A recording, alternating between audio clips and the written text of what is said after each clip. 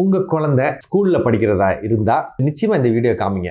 KGF படம் இருந்தது இல்லையா, அதில் உனக்கு என்னடா வேணும் அப்படின்னு சொல்லிட்டு அந்த சின்ன பையனாக இருக்கிறப்ப, அந்த ஹீரோ சின்ன பையனாக இருக்கிறப்ப கேட்குறப்ப எனக்கு இந்த உலகம் அப்படிங்கிறது அதுதான் பார்த்தீங்கன்னா பெரிய ஒரு சாதனையார ஒரு ஹீரோவாக காமிக்கும். இந்த உலகம்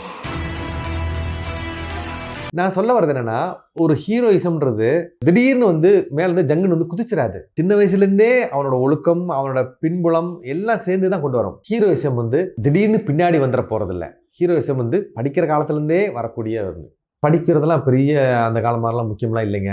படிக்கலைனாலும் முன்னேறினவங்களாம் நிறைய பேர் இருக்கிறாங்க. அவர் இருக்கிறாரு, இவர் இருக்கிறாரு, அவர்லாம் 2ஆம் கிளாஸ் தான் படித்தா அவர்லாம் முன்னேறலையா அப்படிலாம் நிறைய தத்துவங்களை சொல்லி படிப்பு ரொம்ப முக்கியம் இல்லைன்ற மாதிரியான பேச்செல்லாம் இருக்குது. ஆனால் ஒரு விஷயத்தை மட்டும் நல்லா தெரிஞ்சுக்கணும். இப்போ எந்த ஒரு மாணவன் சின்சியராக இருக்கணும், மார்க் வாங்கினானோ ரொம்ப ஸ்டேட் ஃபர்ஸ்ட் வாங்கினானோ அதெல்லாம் சொல்ல, படிப்பில் சின்சியராக இருக்கானோ, அங்கே இருக்கிற சூழலுக்கு பயந்து சட்டத்திட்டங்களுக்குலாம் பயந்து அந்த கோட்டுக்குள்ளே இருக்கானோ அவன் யாருன்னு கேட்டிங்கன்னா இந்த குடும்பத்தை ரொம்ப ரொம்ப பொறுப்பாக பார்த்துக்க போகிற ஒரு நபர்னு அர்த்தம். சரிங்களா?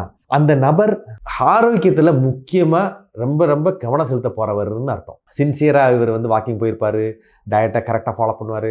சின்சியாரிட்டியில் டயட்டுக்கு தானே ஒரு சின்சியாரிட்டி இருக்குது, அந்த சின்சியாரிட்டிலாம் பக்காவாக பண்ண போகிறாருன்னு அர்த்தம். சுய ஒழுக்கம் இருக்கு இல்லையா, சிகரெட்டு பிடிக்காமல் இருக்கிறது, மது பழக்கம் இல்லாமல் இருக்கிறது, இதெல்லாம் செய்ய போகிறான்னு அர்த்தம். அப்புறம் தொழில் இருக்கு இல்லையா, தொழிலில் முழுமையாக கவனம் செலுத்த போகிறான்னு அர்த்தம். பாருங்க, தொழில் பார்த்துட்டு இருக்கிறப்ப பார்த்தீங்கன்னா வெறும் ஃபோட்டோ பார்த்துட்டு இருக்கிறது, நீங்கள் வேடிக்கை பார்த்துக்கிறது, ஊரை சுத்த போயிடுறது, பொறுப்புலாம் தரம் இருக்கு இல்லையா, அந்த பொறுப்புலாம் தரம் தானே இங்கேயும் வரும். ஸோ அப்போது அந்த பொறுப்புள்ள ஒருவனுக்கு இந்த தொழிலையும் பொறுப்பாக இருக்கணுன்றது யாராவது சொல்லித்தரணுமா என்ன? ஸோ அப்போது அது வேலைக்கு போகிற நபராக இருக்கலாம், சொந்தமாக தொழிலே வச்சுக்கிற நபராக இருக்கலாம், யாராவது போட்டும் சின்சியாரிட்டின்னு முக்கியமாக இல்லையா, அந்த சின்சியாரிட்டி படிக்கிற காலத்துலேருந்தே வந்ததுன்னு அர்த்தம். ஸோ அப்போது அந்த படிப்பு காலத்தில் சின்சியராக இருக்க வேண்டிய அர்த்தம் மாங்குன்னு படித்து மார்க் எழுதணும்னு சொல்லலை. அந்த சின்சியாரிட்டி கண்டிப்பாக முக்கியம். அந்த சின்சியாரிட்டியை கேரி பண்ணி கொண்டு வந்தீங்கன்னா வாழ்நாள் முழுவதும் நல்லா இருக்கலாம்.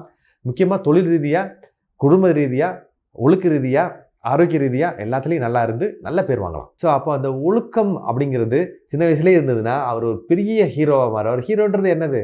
நல்லதை செய்கிறவர் தான் ஹீரோ. அவ்வளோ என்ன, வேறு என்ன வேணும்?